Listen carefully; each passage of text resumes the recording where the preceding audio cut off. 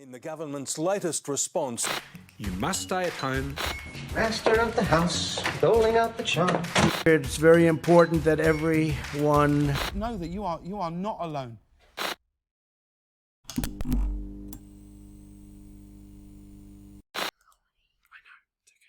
I can cut that bit out. That bit where you just swore, we'll cut that bit right out.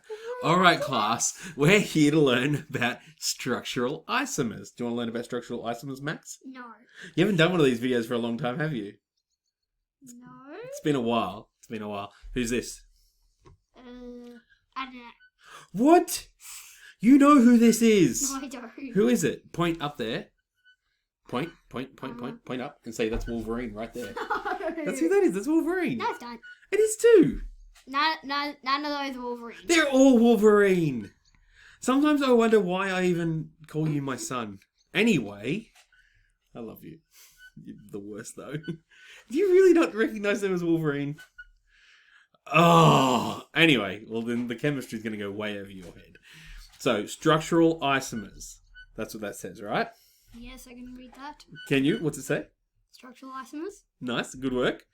Do you know that they're all Wolverine? Does that make sense to you? No. Oh my god, I feel as though I failed you. If it was all Batman, you'd understand that, wouldn't you? No. Oh, what? You would too? This lying now. No, I don't. I don't. What's that say? Learning goal? Learning goal. That's right.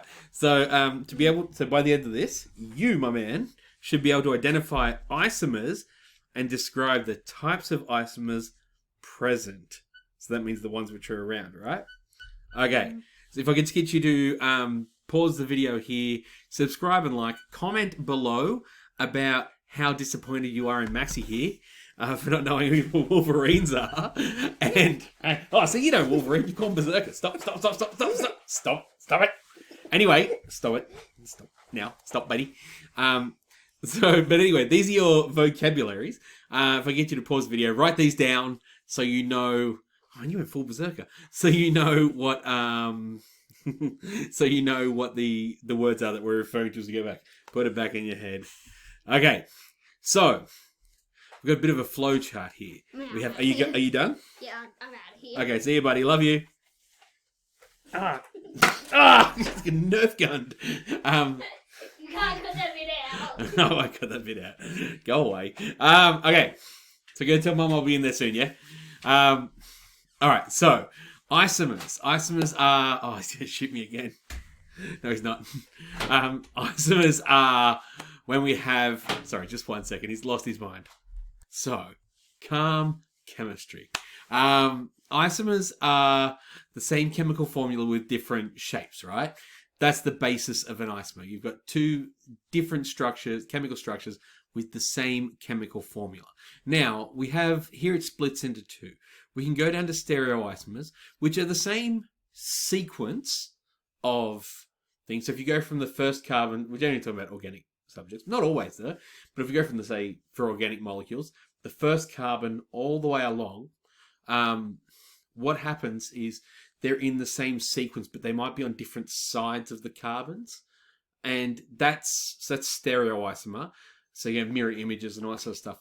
And that's just a bit beyond our scope of the course. So we're not going to talk about this today. Today we're going to talk about structural isomers. So structural isomers actually split into three different types.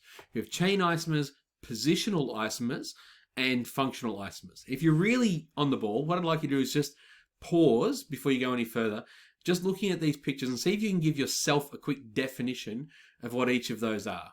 Have you got those definitions? All right, let's move on. So, chain isomers. We'll start there, right? These are some chain isomers to our right. So these are the most basic ones. They're made up of two or more carbon compounds, two or more, or other ones. Like we can have different, doesn't matter. We'll stick with organics for the moment. That'd be good examples. So they have the same molecular formula, but different atomic arrangements or branches. So if we see here pentane, this is going to be C5H12. And here we have our 2-methyl-butane, which is 1, 2, 3, 4, 5. So C5, 3, 6, 7, 9, 11, 12 hydrogens. And neopentane, or dimethylpropane, is 3, so 6. Oh, okay, 5 carbons. 6, 12. So they've all got just different arrangements, but the same chemical compound, chemical formula. But then we have positional isomers. Positional isomers are a bit different. Same sort of thing, just a more of a refinement.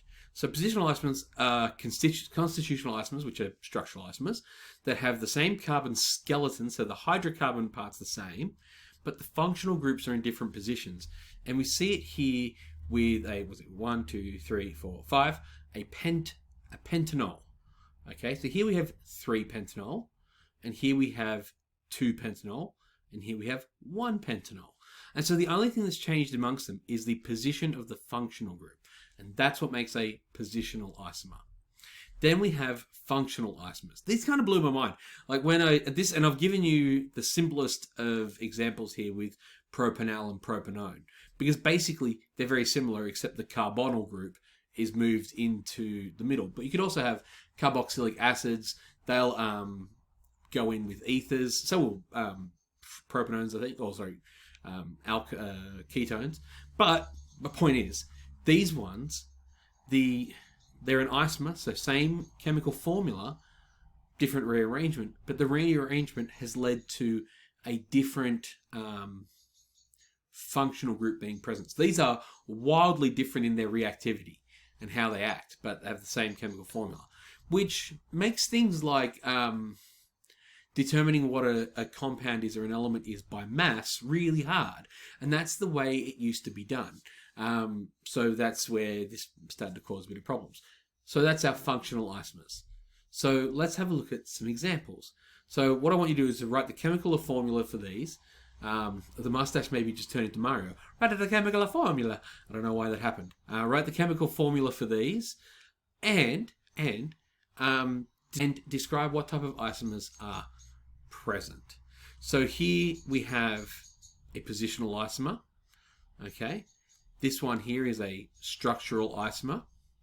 This here is a functional isomer. And here we have more structural isomers. So they're, I don't know. These are really interesting. I like isomers. They're fun. And they sort of show that chemical formula is just one way to represent.